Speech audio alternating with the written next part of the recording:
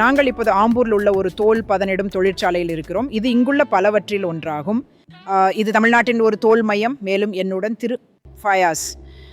ஆம்பூரின் முக்கியத்துவத்தை பற்றி எங்களிடம் கூறுங்கள். மேலும் இது வெளிப்படையாக ஒரு பெரிய தொழிலாளர் சக்தியை கொண்ட ஒரு தொழிற்துறையாகும். மதிய வணக்கம். என்னை அழைச்சதுக்கு நன்றி. என்ன நாங்கள் வந்து ஆம்பூர் தென்னிந்தியாவில் தோல் மற்றும் காலணிகளுக்கான ஒரு முக்கிய மையமாகும். எனவே எங்களிடம் ஆம்பூரில் சுமார் 100 தோல் பதனிடும் தொழிற்சாலைகள் உள்ளன.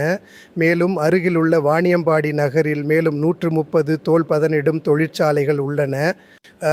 எனவே இந்த மாவட்டம், திருப்பத்தூர் மாவட்டம் உண்மையில் சுமார் 230 தோல் பதனிடும் தொழிற்சாலைகளை கொண்டுள்ளது. மேலும் எங்களிடம் சுமார் 100 காலணி தொழிற்சாலைகள் உள்ளன.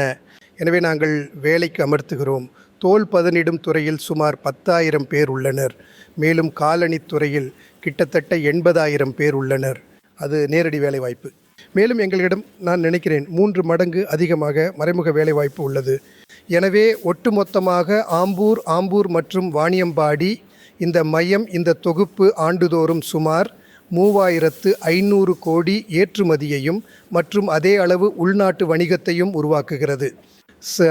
மற்றும் ஆம்பூரில் உற்பத்தி செய்யப்படும் பெரும்பாலான ஷூஸ் அவை பிராண்டட் தயாரிப்புகள்.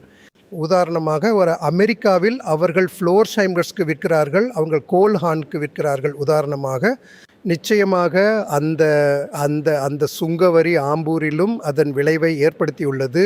ஏனென்றால் எங்களின் பெரும்பாலான ஷூஸ் அமெரிக்காவிற்கு செல்கின்றன.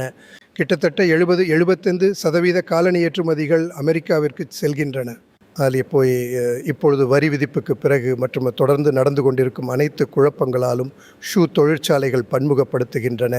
தெரியுமா, அவங்க இப்போது ஐரோப்பாவிற்கு அதிகமாக நகர்கிறார்கள். அதனால் ஒரு சிறந்த தயாரிப்பு கலவை உள்ளது. தொழிற்துறை அமைப்பையும் பிரதிநிதித்துவப்படுத்தும் ஒருவர் என்ற முறையில் இந்த குறிப்பிட்ட எலெக்ஷனில் உள்ள அரசியல் கட்சிகளிடமிருந்து உங்கள் எதிர்பார்ப்புகள் என்ன? உங்களிடமும் ஒரு பெரிய தொழிலாளர் படை உள்ளது. பாருங்களேன், மாநிலத்தில் எங்களுக்கு ஒரு நல்ல அரசாங்கம் இருந்தது. கடந்த 5 வருஷங்கள் நல்லா இருந்தது. திமுக அரசாங்கம் எங்களுக்கு நிறைய உதவியது. தாட்டி போயிட்டு மாநில அரசு இன்னும் ஆழமாக ஆராய வேண்டும் என்று நாங்கள் விரும்பும் சில பகுதிகள் உள்ளன. ஒன்று உள்ளூர் உள்கட்டமைப்பு. தெரியுமா, உள்கட்டமைப்பு, நகருக்குள் இருக்கும் சாலை உள்கட்டமைப்பு, நகரை சுற்றியுள்ள சாலை உள்கட்டமைப்பு மற்றும் பல என அதுவும் எங்களுக்கு மிகவும் முக்கியமானது.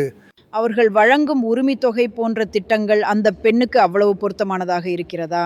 என்ன போனால் அவள்கிட்ட ஏற்கனவே பணம் சம்பாதிக்கிறாள். அதனால அந்த 1000 சொல்லப்போனால் பீகாரில் தெரியுமா, அல்லது வேறு இடங்களில் 10,000 கொடுக்கப்பட்ட போது அது ஒரு திருப்பு முனையாக இருந்தது அப்படின்று பார்த்தோம்.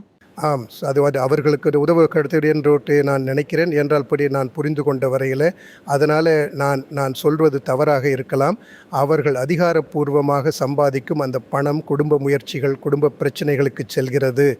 மேலும் அரசாங்கம் அவர்களுக்கு கொடுப்பது அது ஒருவேளை அவர்களுக்கு தனிப்பட்ட முறையில் செல்கிறது. அதனால் இது ஒரு நல்ல விஷயம் என்று நான் நினைக்கிறேன்.